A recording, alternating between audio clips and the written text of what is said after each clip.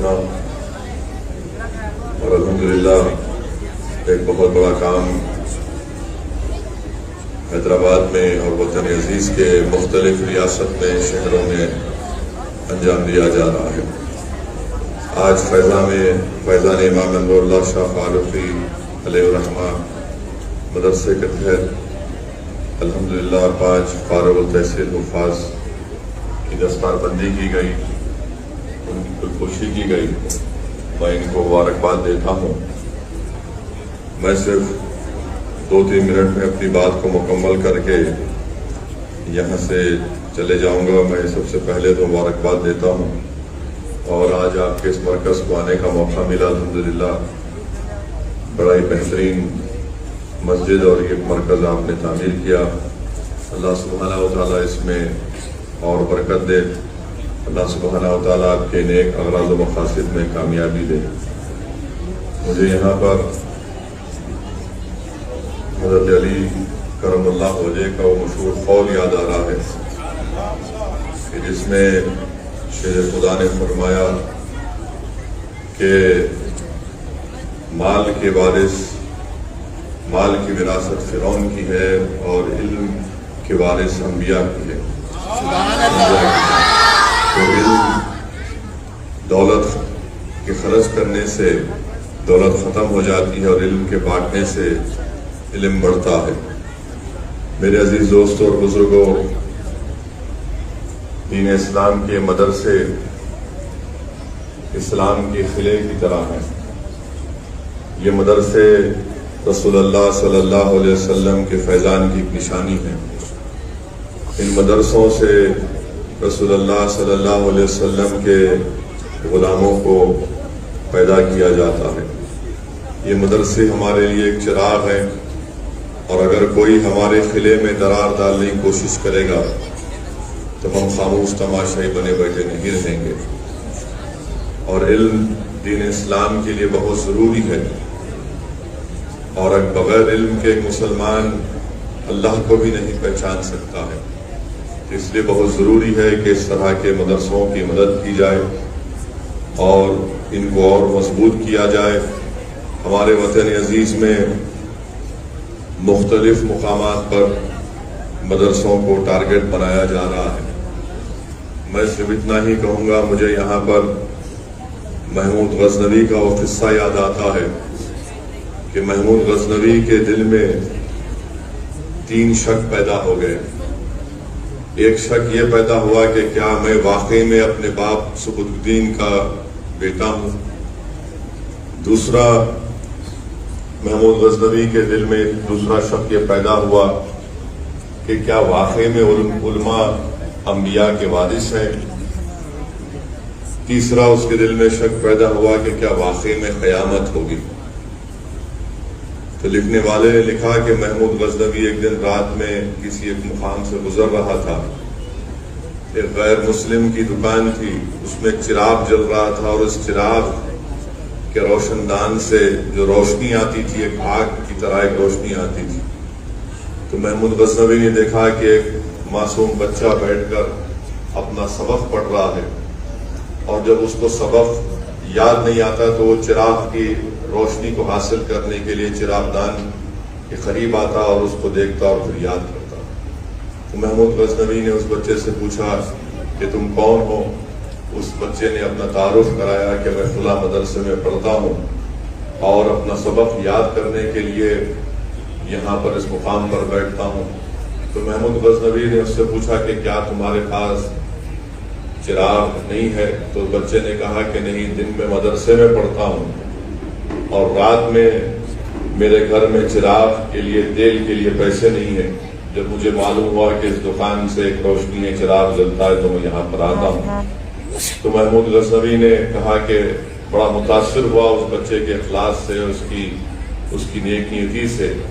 تو محمود غزنوی نے کہا کہ میں آج سے فلاں شخص کو یہاں پر رکھتا ہوں، وہ تم کو لینٹین دے گا، لینٹین کا انتظام کرائے گا، اور تیل بھی اس میں مہیا کرا دے گا۔ تو اس بچے کی زبان سے نکلا جزاک اللہ جزاک اللہ۔ تو محمود غزنوی نے کہا کہ مجھے جب اس معصوم بچے کی زبان سے جزاک اللہ کے لفظ کو سنا تو مجھے بڑی ٹھنڈک محسوس ہوئی، سکون محسوس ہوا۔ رات میں محمود غزنوی اپنے گھر کو گئے اور جب ان کی آنکھیں بند ہوئیں تو اللہ سبحانہ و تعالیٰ نے ان کے دل کی نگاہوں کو کھولا۔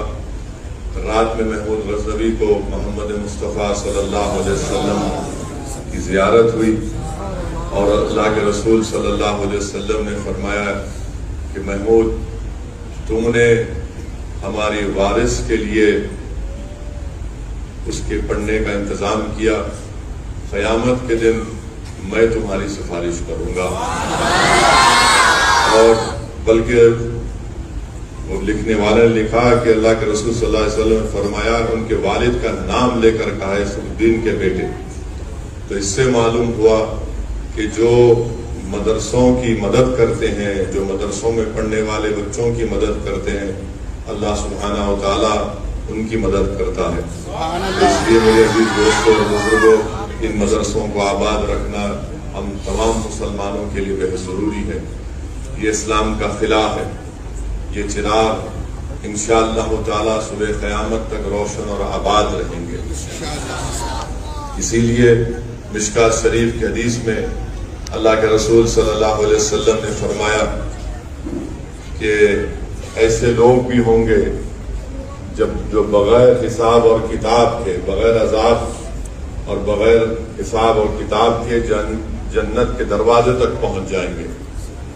تو رسول اللہ صلی اللہ علیہ وسلم نے فرمایا کہ ایک وہ ہوں گے جو اللہ کی راہ میں شہید ہو جاتے ہیں، دوسرے وہ جو حج کرتے ہیں، حج کے دوران گالی گلوچ نہیں کرتے، فتنہ و فساد نہیں کرتے، تیسرے وہ رہیں گے جو عالم رہیں گے اور بعمل عالم دین ہوگا، چوتھا وہ شخص ہوگا جو سخی ہوگا، جو حلال کی کمائی سے انسانیت کی مدد کرے گا، حق کی مدد کرے گا بغیر کسی شہرت یا کسی کو بتائے۔ تو جب ان چار لوگوں کو جنت کے دروازے پر بغیر کسی حساب کے ذات کے پہنچا دیا جائے گا تو ان چاروں میں بحث ہوگی کہ سب سے پہلے جنت میں کون جائے گا۔ اللہ سبحانہ و تعالیٰ حضرت جبریل امی کو بھیجائے گا کہ آپ جا کر اس کا فیصلہ کرو۔ حضرت جبریل اس شخص سے پوچھیں گے جو شہید تھا، اس سے پوچھیں گے کہ تو نے اللہ کی راہ میں اپنی شہادت کیوں پیش کی؟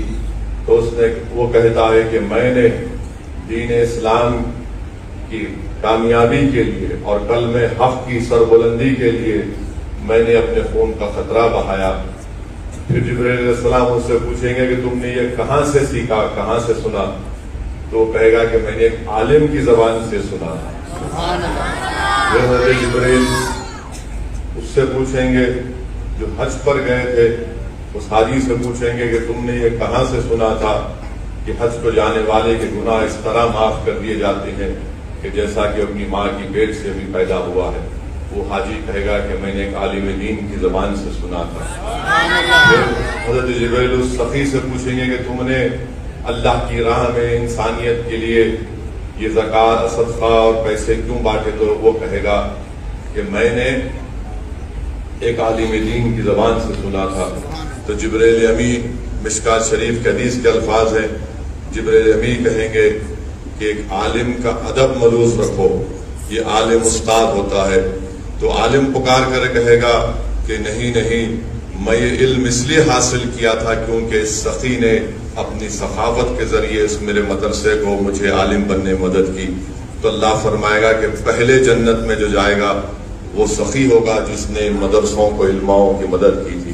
تو میرے عزیز دوستوں اور بزرگوں، علماء کرام کی زبانوں سے میں نے سنا ہے کہ اللہ سبحانہ و تعالیٰ نے رسول اللہ صلی اللہ علیہ وسلم کو دنیا سے اگر کسی چیز کو مانگنے کو کہا ہے وہ علم کی زیادتی کو۔ تو اس لیے ہم قرآن کی آیات پڑھتے ہیں کہ جس میں اللہ سبحانہ تعالیٰ فرماتا ہے کہ اے میرے حبیب، آپ مجھ سے علم کی زیادتی طلب کیجیے۔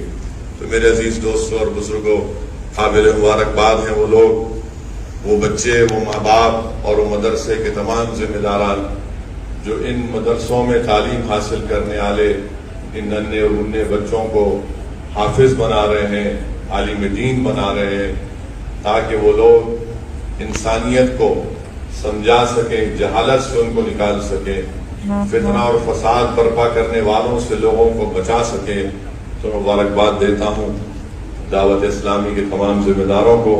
میں معذرت چاہتا ہوں، مجھے ایک اور میٹنگ میں جانا ہے، مگر الحمدللہ یہاں پر آ کر، یہاں پر دیکھ کر آپ کی تمام تفصیلی جو کارنامے ہیں، جو آپ کی محنتیں ہیں، جس کا ایک خلاصہ یہاں پر آپ نے پیش کیا، میں صرف اللہ سے دعا کر سکتا ہوں کہ اللہ سبحانہ و تعالیٰ آپ کے اس مقصد میں آپ کو کامیابی دے۔ وآخر دعوانا الحمدللہ رب العالمین۔